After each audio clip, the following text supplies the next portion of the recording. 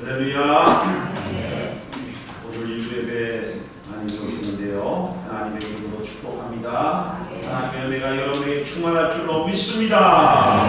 우리 전무자우에 계신 분들과 인사를 나누겠습니다. 성령의 열매를 맺읍시다. 할렐루야. 할렐루야. 나무는 열매를 보고 그 나무가 사과나무인지 배나무인지를 알 수 있듯이 사람도 그가 맺은 열매를 보고 그 사람이 어떤 사람인지를 알 수가 있습니다. 사람은 살아가면서 누구나 다 열매를 맺게 되어 있는데 성경은 둘 중에 하나의 열매를 맺게 된다고 말씀합니다. 그것은 바로 육체의 열매 또는 성령의 열매입니다. 한번 따라 보겠습니다. 육체의 열매, 성령의 열매. 누구나 다 이 둘 중에 한 가지 열매를 맺는다는 것입니다.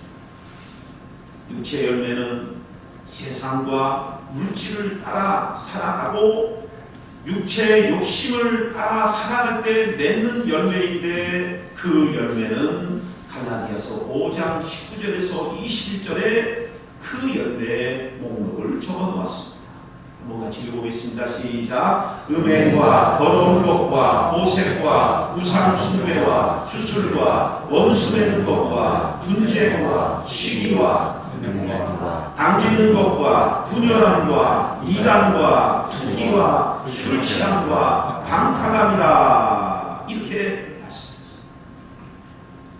육체를 따라 세상과 물질을 추구하며 그렇게 살다 보면은 누구나 다 이 육체의 열매를 맺게 되고 하나님과 관계없는 그런 삶을 살다가 죄의 열매를 많이 맺게 되고 결국은 하나님의 심판을 받게 된다는 것입니다.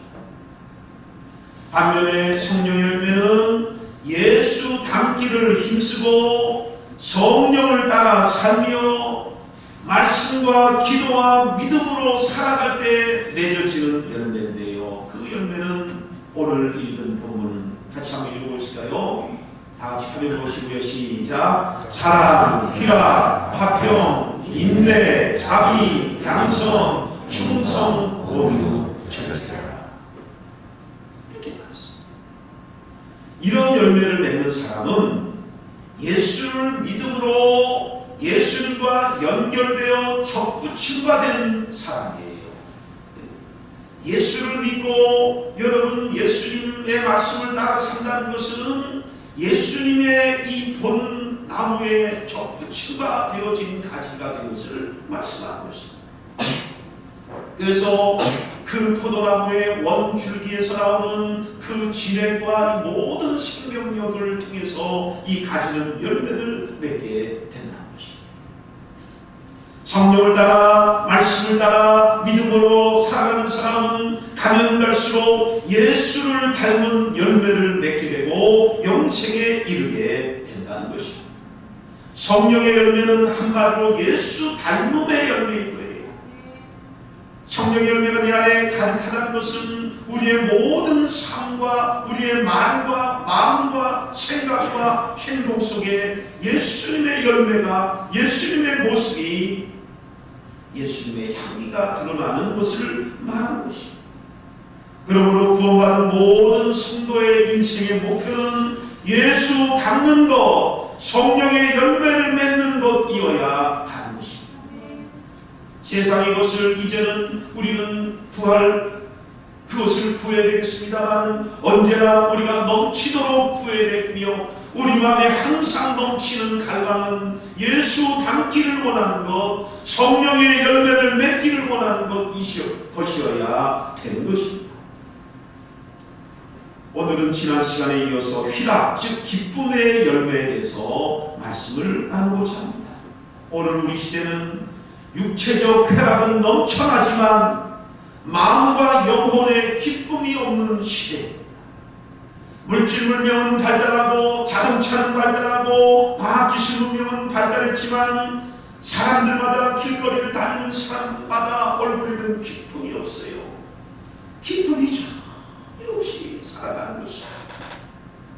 오늘 말씀을 통해서 우리 모두에게 하늘의 기쁨, 영원한 기쁨, 누구도 빼앗아 갈 수 없는 샘솟듯한 이 기쁨이 여러분에게 회복되어지기를 주님의 이름으로 축원합니다.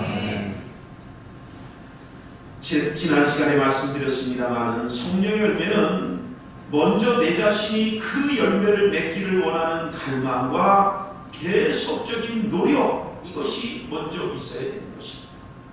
성령의 열매는 여러분 누가 내 안에다 강제로 넣어주는 게 아니에요.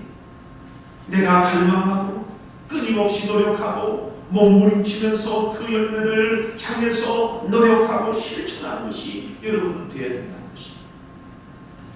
그리고는 성령께서 도와주시고 이끌어주시지 않으면 절대로 열매를 맺을 수 없다는 이 절대적인 성령을 의지함, 이것을 통해서 성령의 열매를 맺게 된다는 것입니다.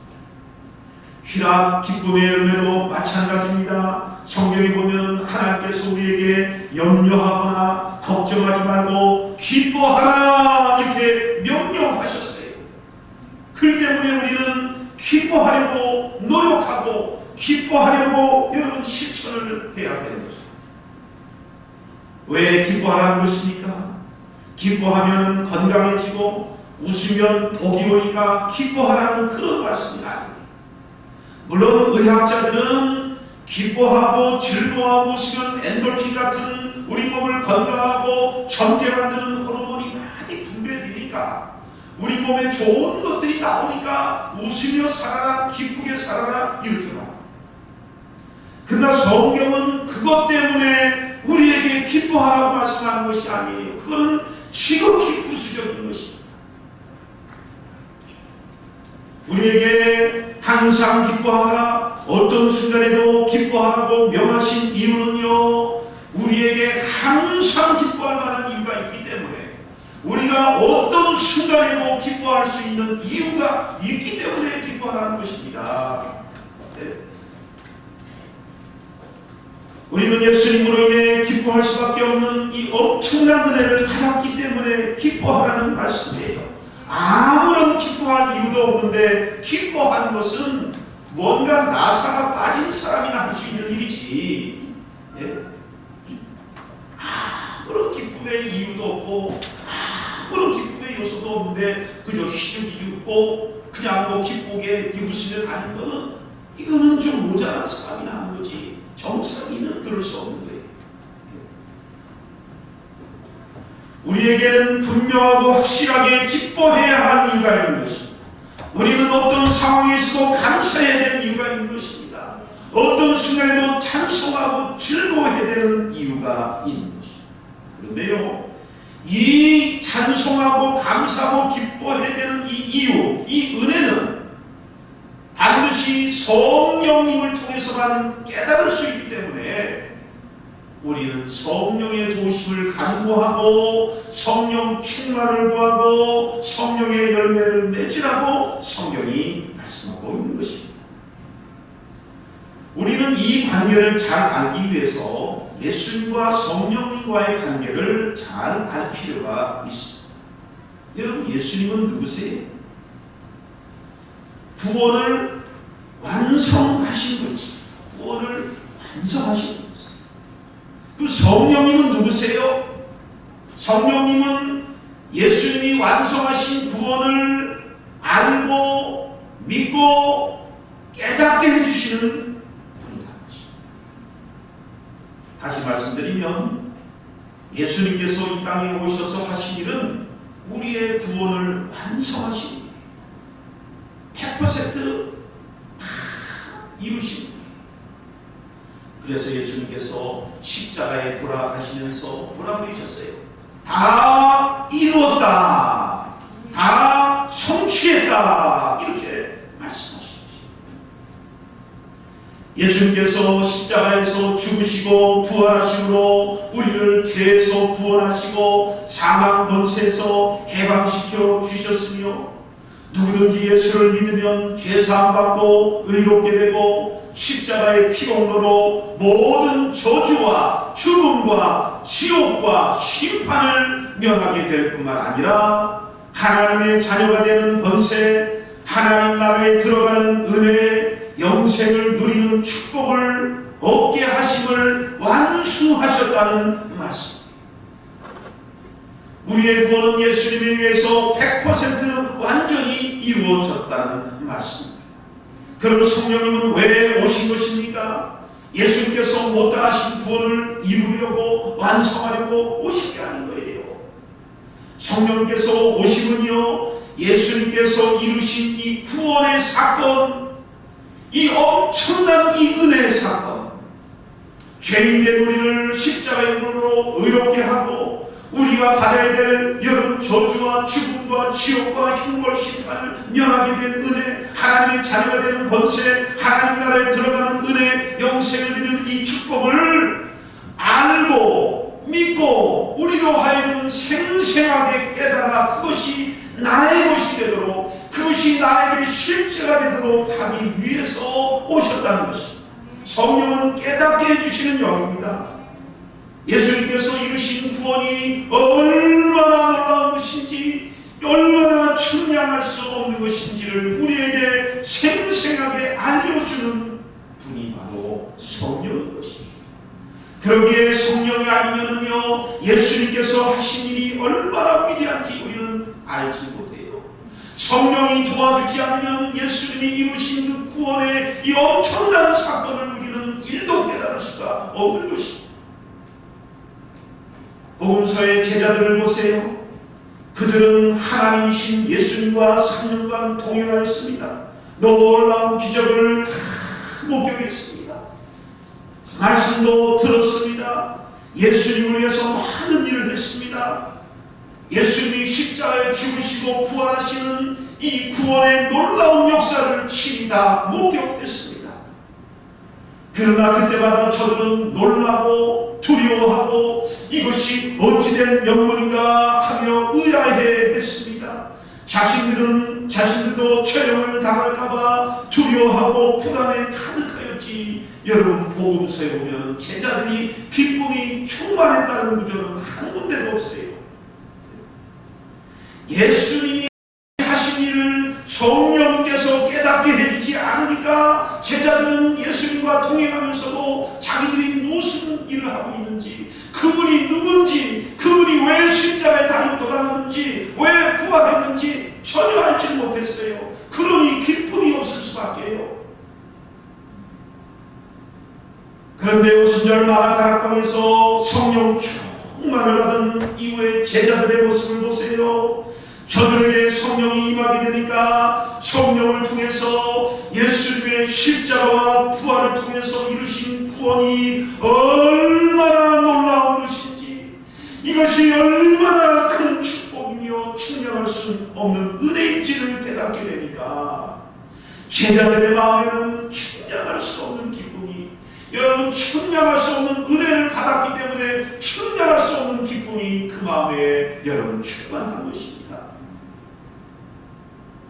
사도행전 5장 41절을 같이 보겠습니다. 시작. 사도들은 그 이름을 위하여 능력받는 일에 합당한 대로 여기시를 기뻐하면서 공회합을 떠납니다. 그랬습니다.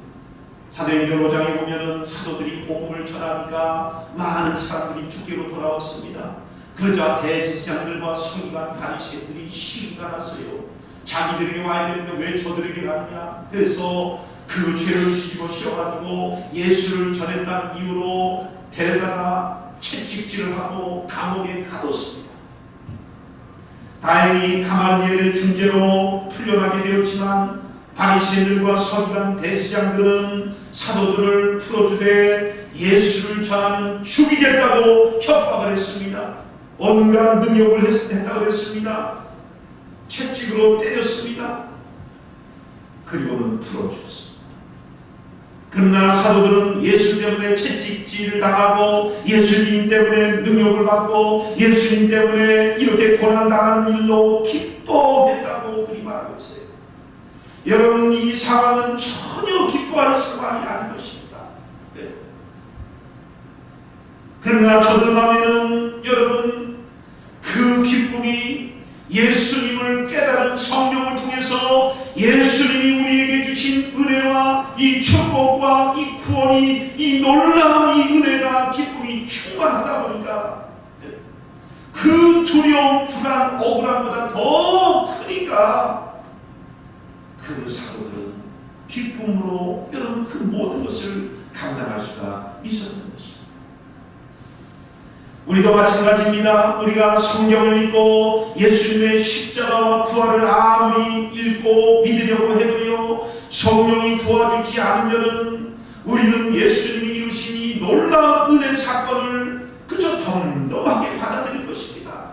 머리로만 이해가 되는 것이고 그저 남의 이야기고 2000년 전에 그저 아득한 얘기로 끝나는 것이지, 성령이 도와주지 않으면요 성령을 갈망하고 성령이 조명해주고 성령이 충만하지 않으면 예수의 이 구원 사건이 절대 기쁨이 될 수가 없는 거예요.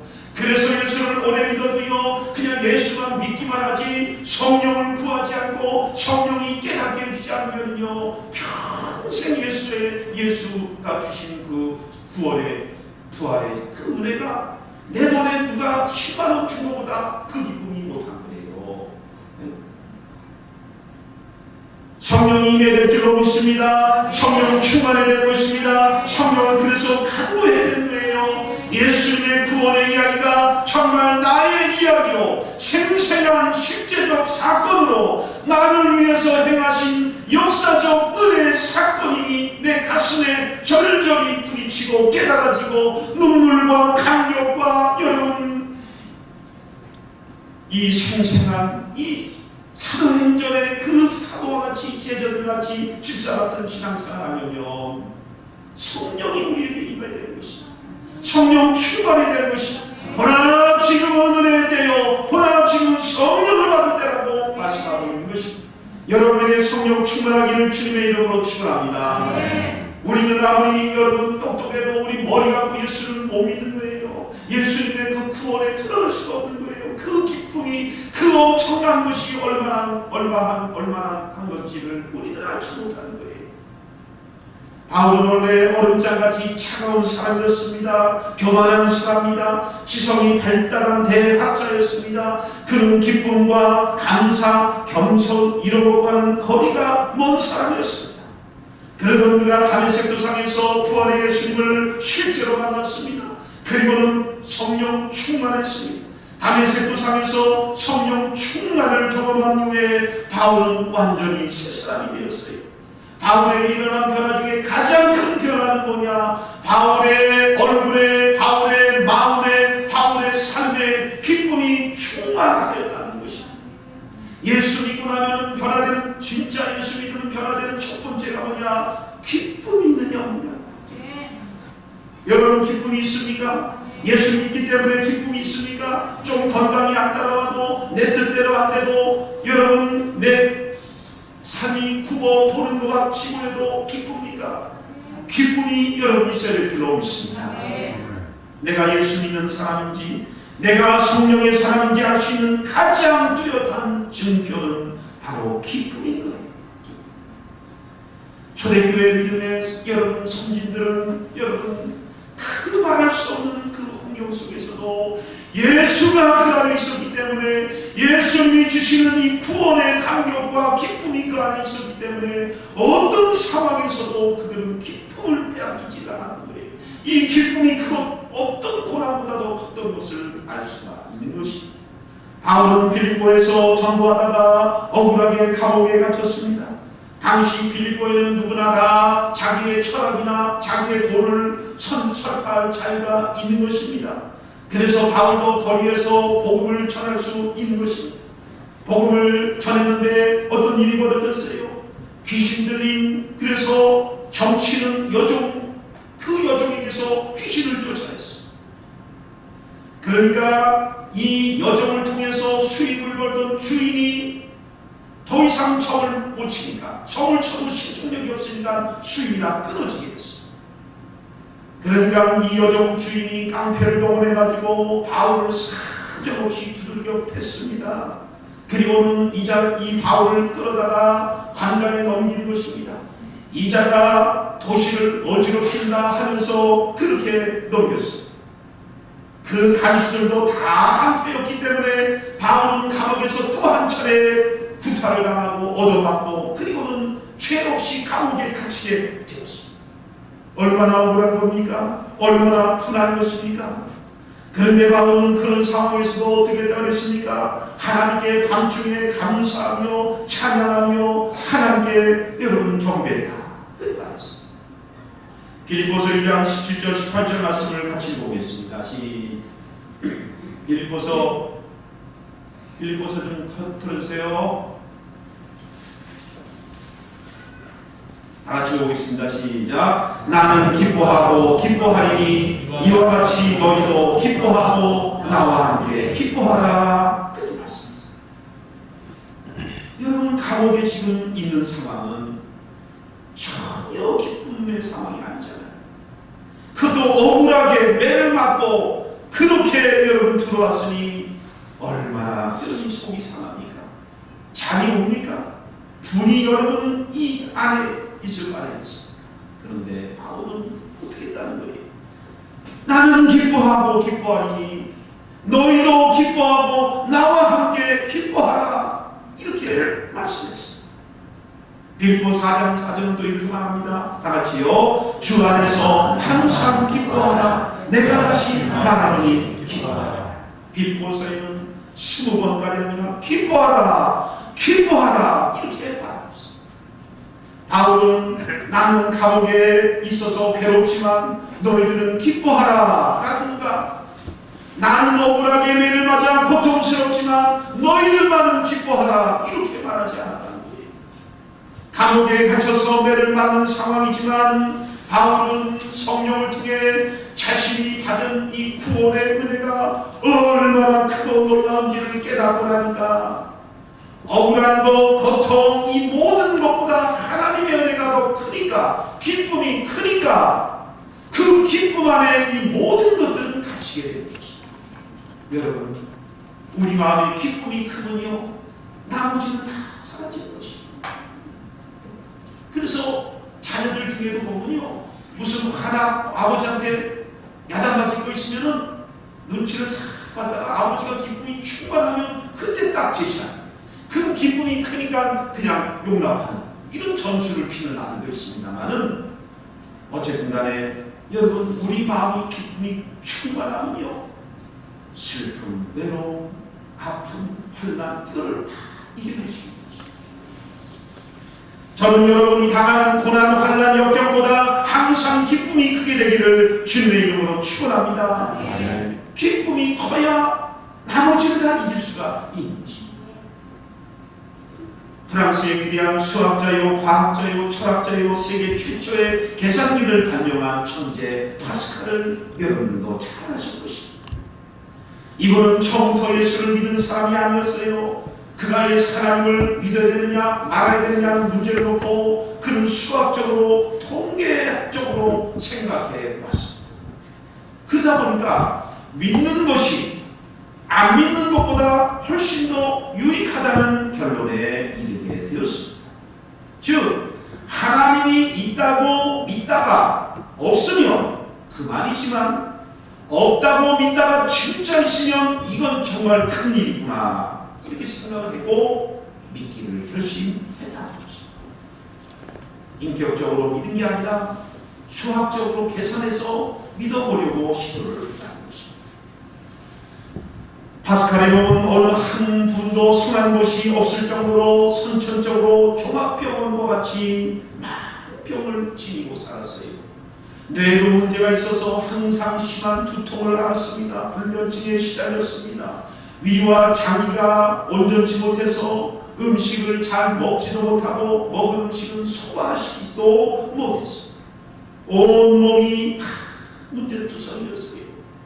그래도 어느 날 마차를 타고 가다가 마차가 전복되는 바람에 크게 다치게 됐습니다. 입원하게 됐습니다.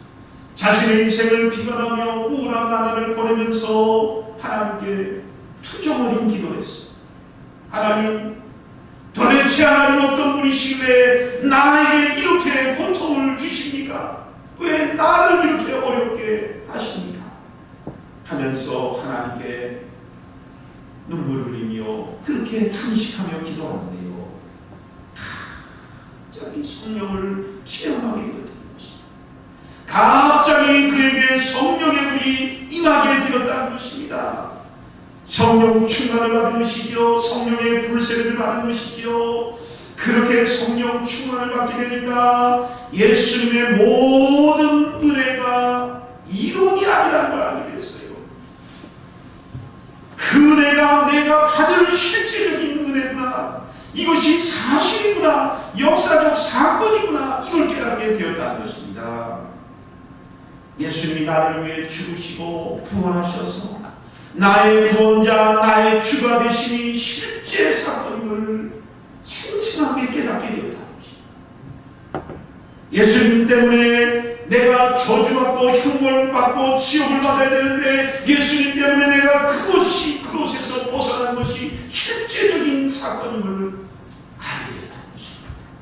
내가 천국에 들어가는 것이 이것이 실제적인 일이라는 것이 생생하게 성령께서 깨닫게 해 주셨다는 것입니다. 그 순간에 그의 온몸에는 전율이 느껴지고 말할 수 없는 기쁨의 눈물이 솟구치는 경험을 하였다는 것입니다. 그가 성령의 불을 체험하였던 순간을 방세 마지막 편에 보면 메모리알이라는 부분에 이렇게 적어놨습니다.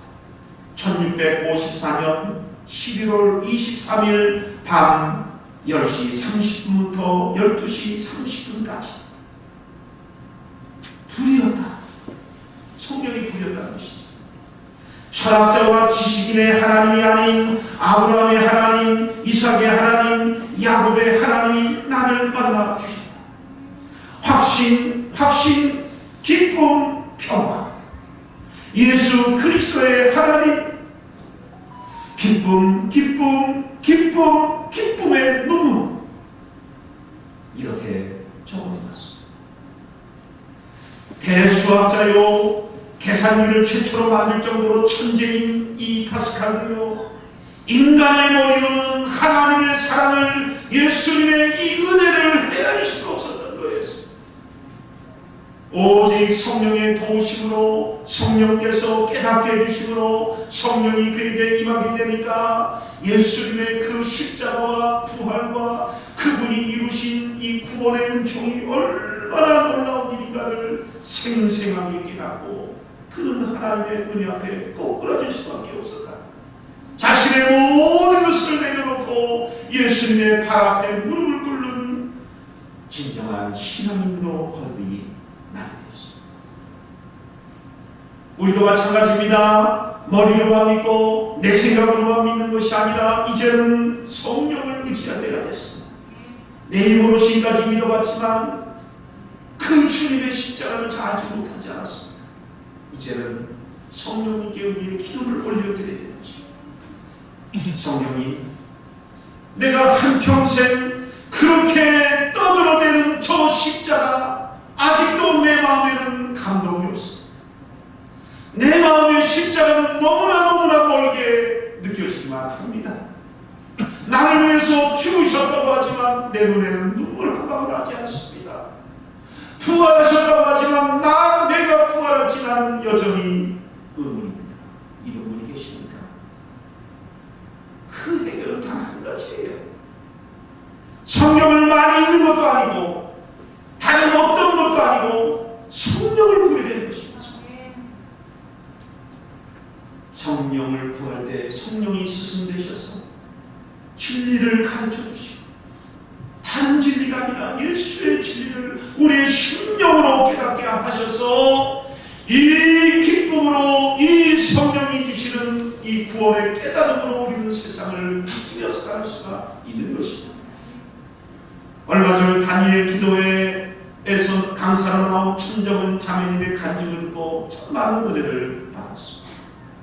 이 자매님은 2012년 10월에 유방암 판정을 받은 이후로 지금까지 80번이 넘는 항암 치료를 받아야 했으니 그 고통이란 정말 말할 수가 없었을 것입니다.